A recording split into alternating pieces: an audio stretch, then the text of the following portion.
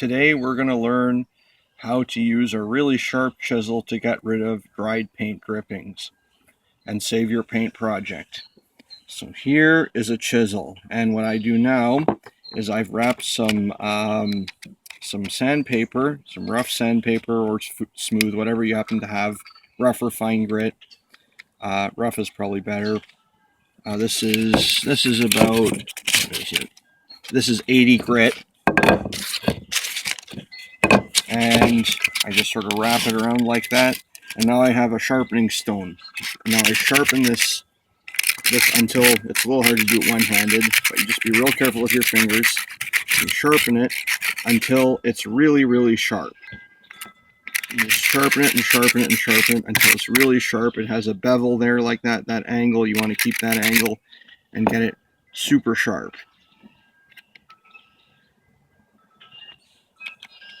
There's the bevel or the angle. I put that angle on the sharpening stone like that. See, there's the angle. Like that. It's a little hard to see like this. It has a bevel like that. That angle goes on there, and I just sharpen like this until it's nice and sharp.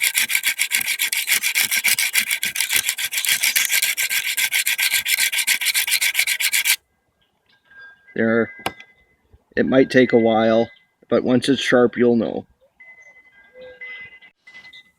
This is my simulated painting project. Normally this would be on a wall, but for making this film, I just did it on a piece of drywall.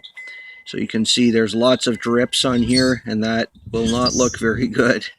So now, instead of being upset and crying, I just take a chisel and I'm going to remove these little pieces here. Just going to chisel them off like that. The paint should be nice and dry, and then it's gone. And then you can just paint right over top. Again, there's another one. See, it's nice and sharp. It just cuts right through.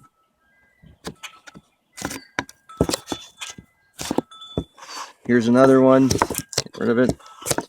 Here's another little spot. So I'm going to take the paint, the chisel, and it's better if the paint is nice and dry and hard. This paint isn't quite hard enough, but you get the idea. You just sort of chisel it off, and you cut it from the side like that.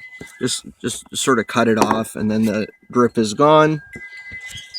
See, I just sort of cut it off like that, and now the drip is gone. And then I can just paint right over that, and it'll look a lot better than if the drip were there. Here's another one. Let's do another one. There's another one. I just take the chisel. I go real slow, and I'm careful. I just cut it off like that. Or however, just rip it off now. That's good. The drip is gone, and I just repaint over top, and it'll look a lot better than if the drip were there.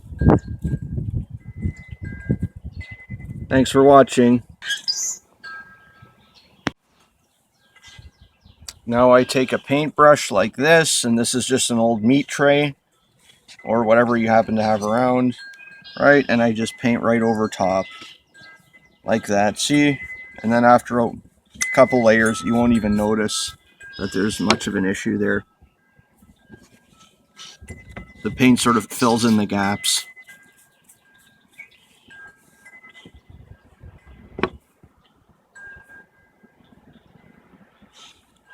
I didn't do a real good job of this one, but if you get rid of the little paint drips, then it'll look much better after you've cut them off and painted over top. Use a small paintbrush for the touch-up work. It doesn't take very much time to do this.